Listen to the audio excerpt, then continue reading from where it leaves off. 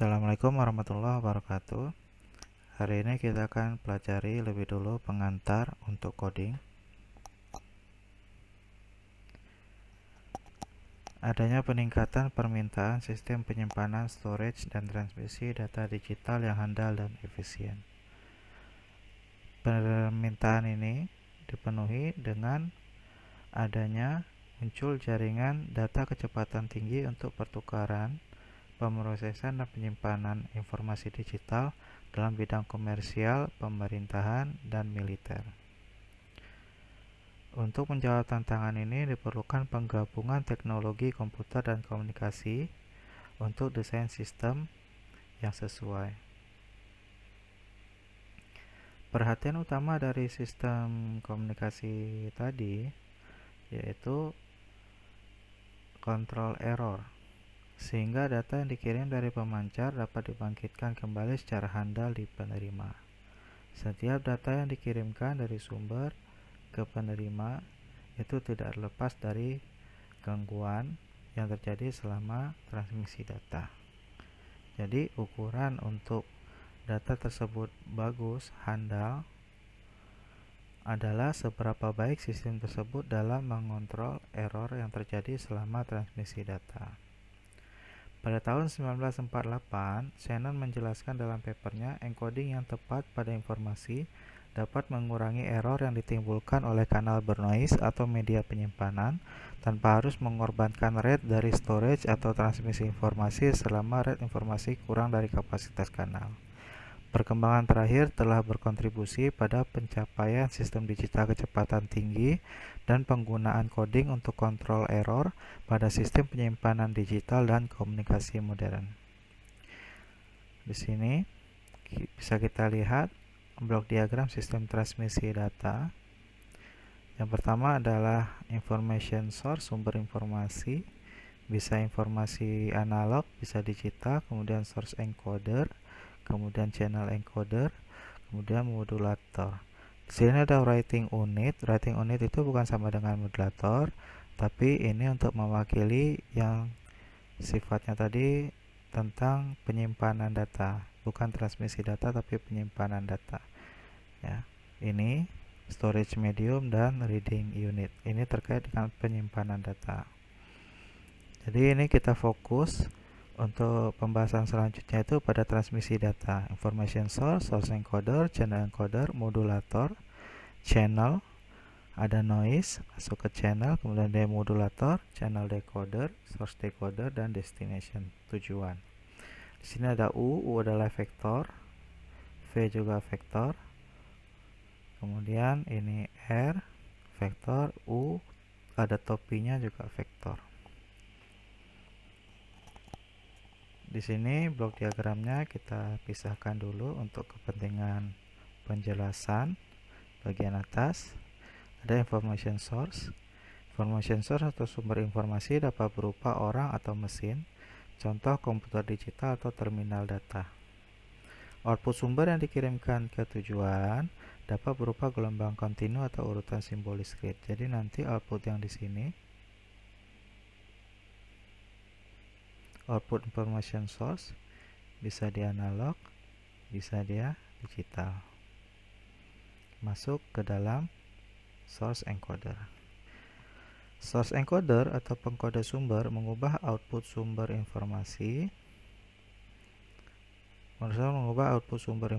ke dalam urutan bit yang disebut information sequence. Urutan informasi U. Ini dia. Dalam kasus sumber kontinu, jika sumbernya ini adalah ini, maka di sini terlibat konversi analog to digital. Jadi ini dikonversikan ke digital sehingga output di sini adalah digital. Di sini adalah digital. Misalnya 101. Jadi di sini ada A di dalam source encodernya.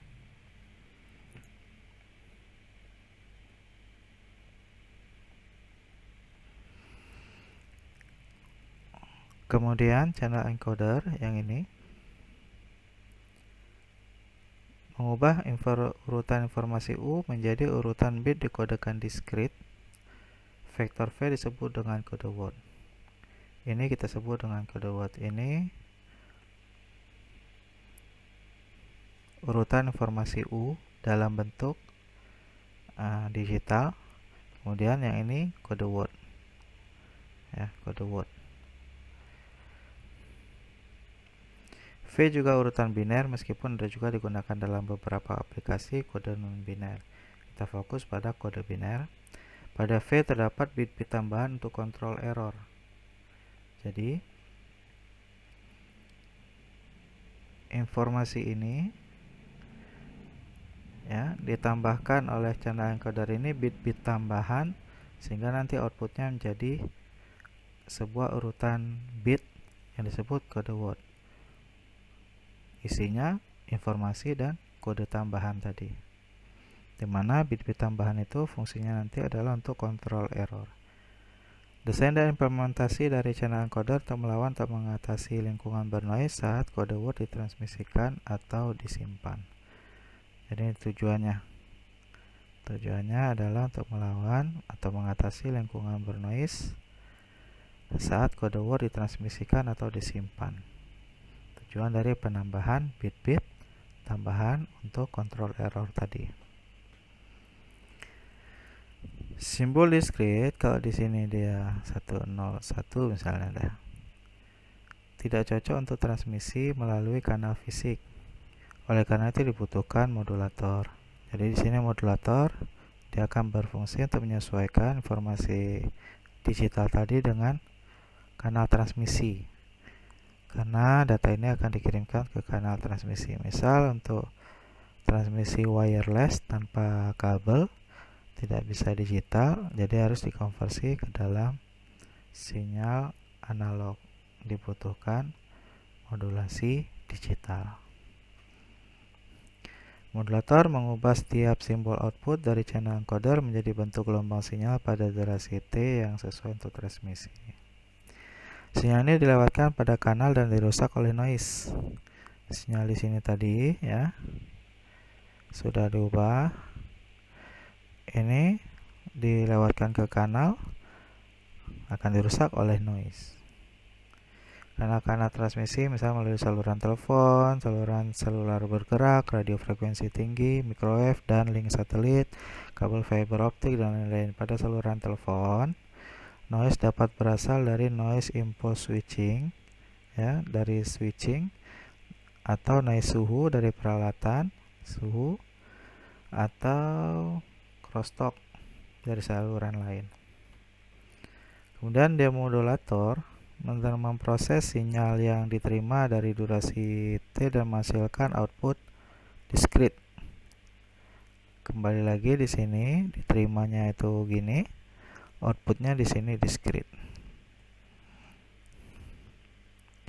Urutan bit output demodulator adalah urutan kode bit vektor V yang disebut dengan urutan bit receive atau bit terima.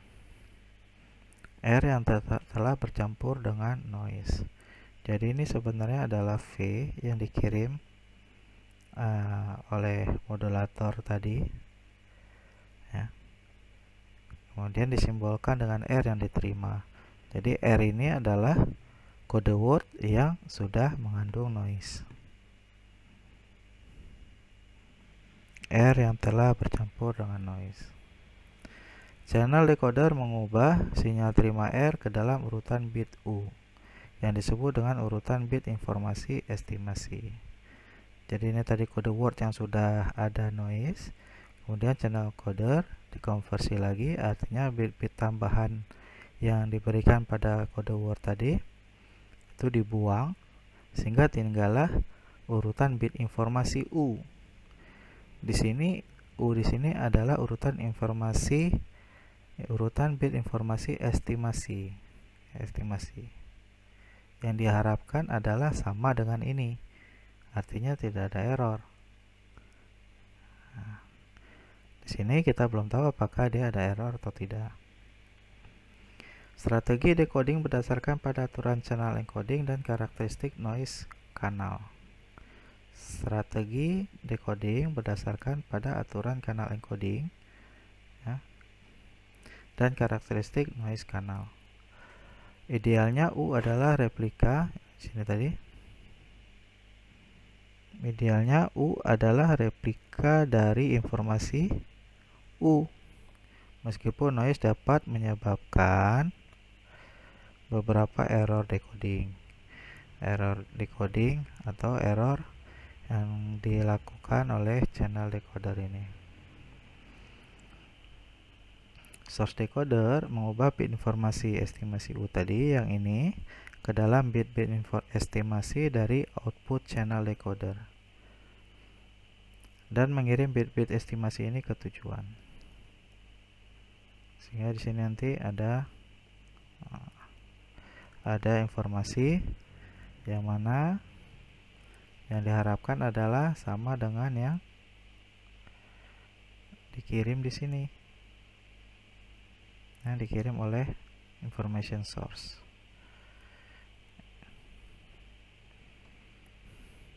Jika informasi sumber adalah kontinu, maka akan melibatkan konversi digital to analog. Di sini ada digital to analog.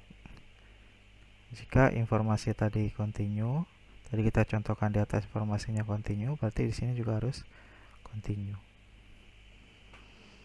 Dalam sistem yang bagus, bit-bit estimasi akan dibentuk ulang dengan baik, kecuali noise pada kanal sangat tinggi. Nah, jika noise pada kanal sangat tinggi, biasanya ini informasi yang diterima itu nggak sama lagi dengan yang dikirim.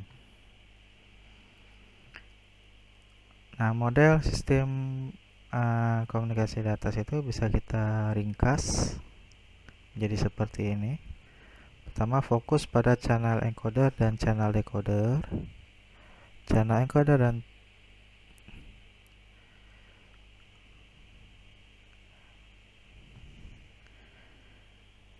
channel encoder dan channel decoder. Oke.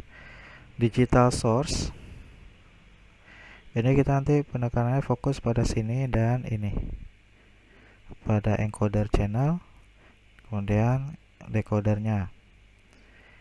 Information source dan source encoder dapat digabung menjadi digital source ini. Yang sebelumnya tadi, kita kembali ke depan.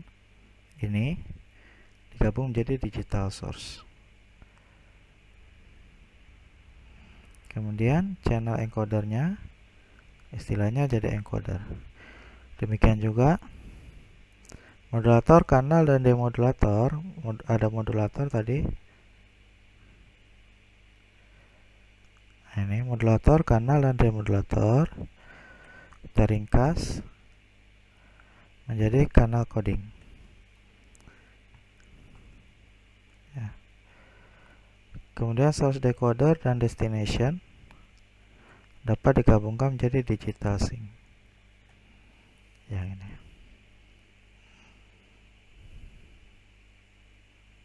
Ya. Nah, ini dia. Jadi lebih sederhana lagi.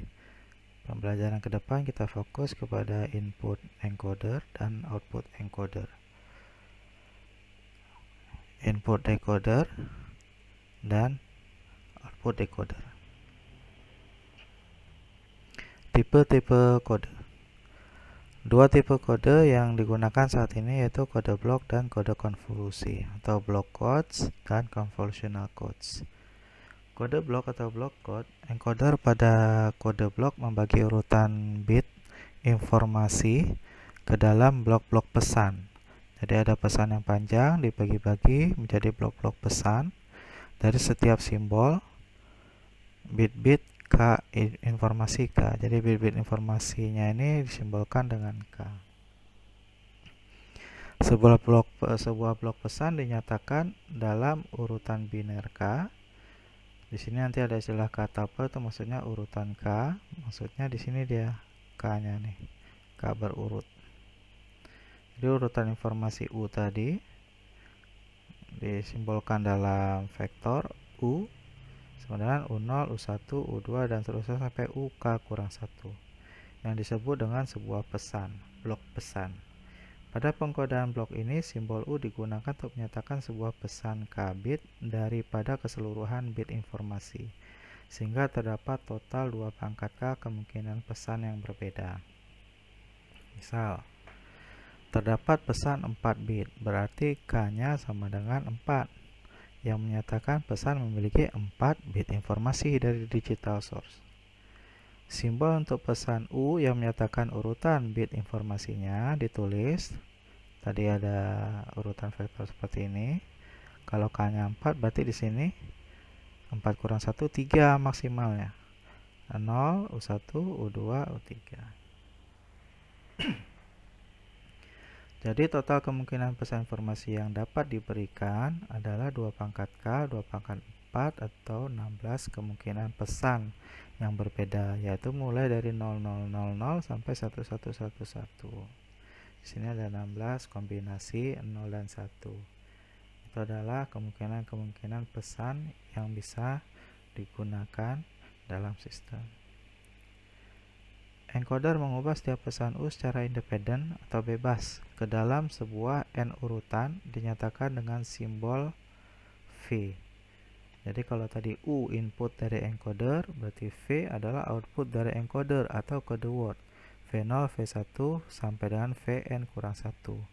Jadi kode wordnya sepanjang N urutan dari simbol-simbol discrete yang disebut dengan kode word. Misal N-nya 7, maka simbol kode wordnya jadi ini N kurang 1, 7 kurang 1, 6 maksimalnya. V0, V1, V2 sampai dengan V6.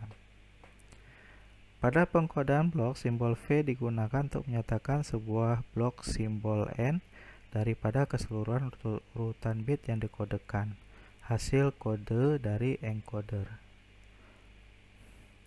Oleh karena itu, pada 2K kemungkinan pesan, kalau ada 16 kemungkinan pesan, maka terdapat pula 2 pangkat K atau 2 pangkat 4 tadi. Nah, ada 16 kemungkinan pesan, ada juga 16 kemungkinan kode word yang berbeda pada output encoder.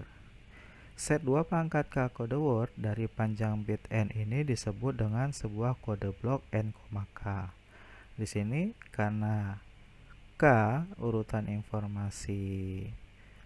bit informasi, kemudian ini merupakan input daripada encoder, kemudian outputnya itu memiliki panjangnya N, ya, panjang bit jumlah bitnya itu N,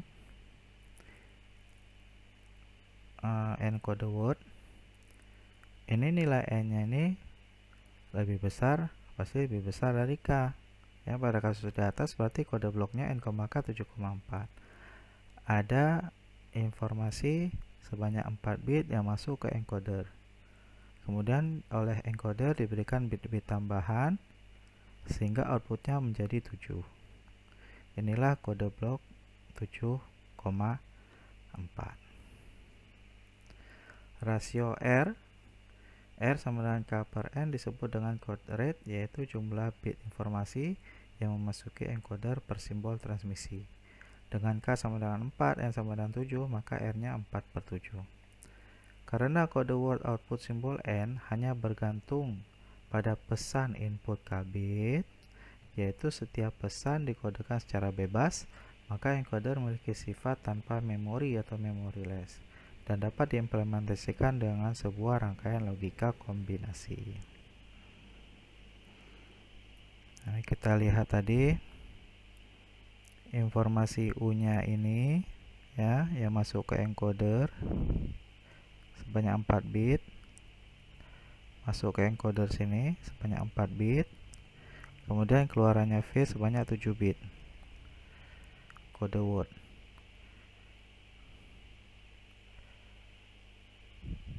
Nah, ini 7 bit keluarannya.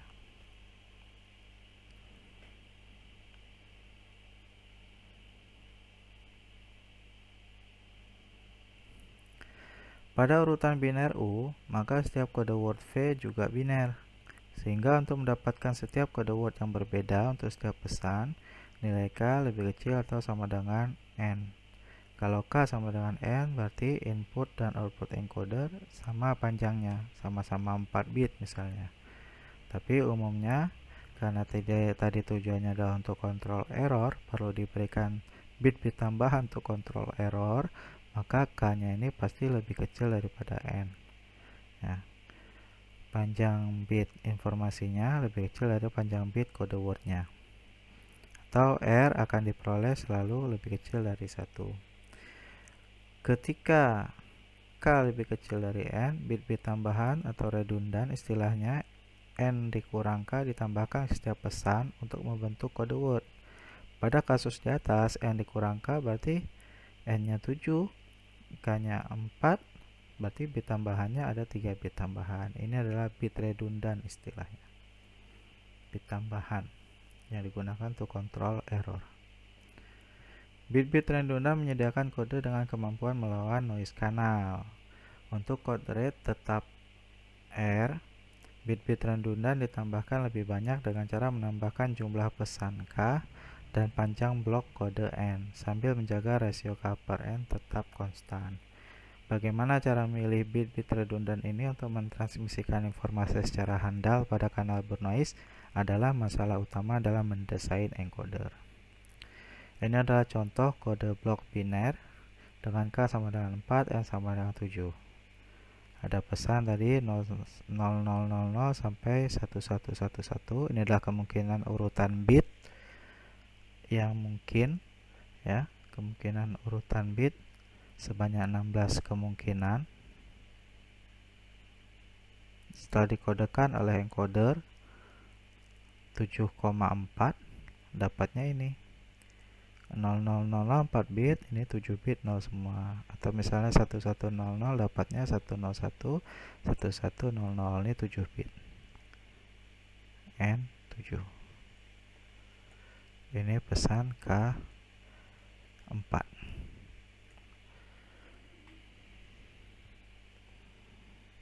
Nah, bagaimana nilai ini diperoleh kita akan pelajari pada materi yang akan datang.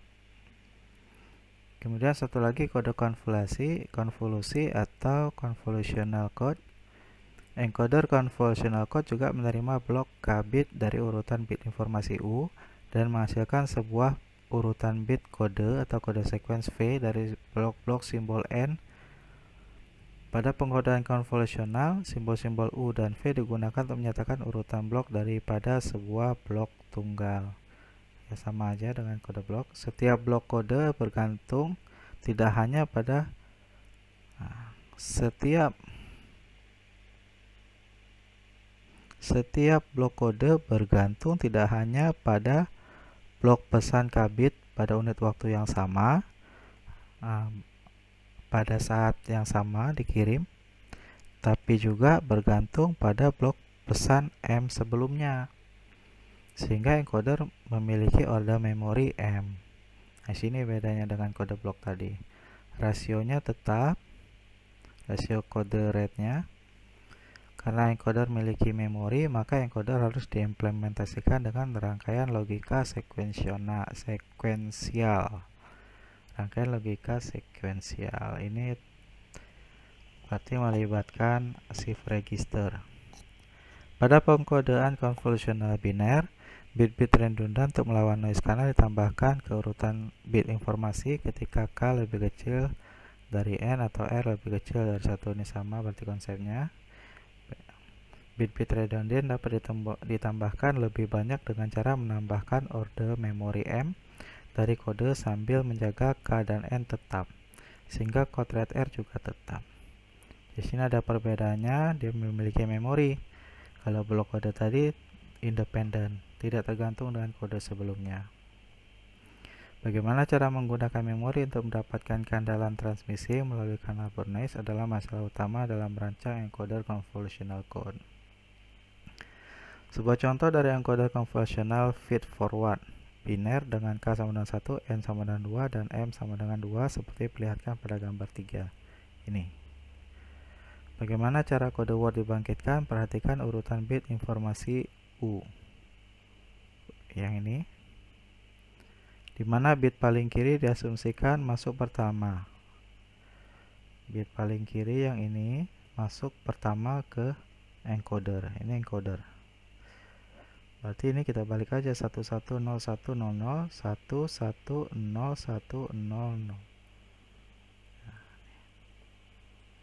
Jadi ini masuk lebih awal. Ini masuk lebih awal. Ini dulu, ini dulu, ini dulu. Jadi ini kita balik urutannya 110100. Ini hasilnya setelah proses di sini. Ini juga kita balik nanti nih sini. Karena arahnya ke kanan, kita analisanya ke arah kanan. Kemudian urutan kode output yang silakan oke, yang ini. Sekarang kita coba melihat prosesnya ya.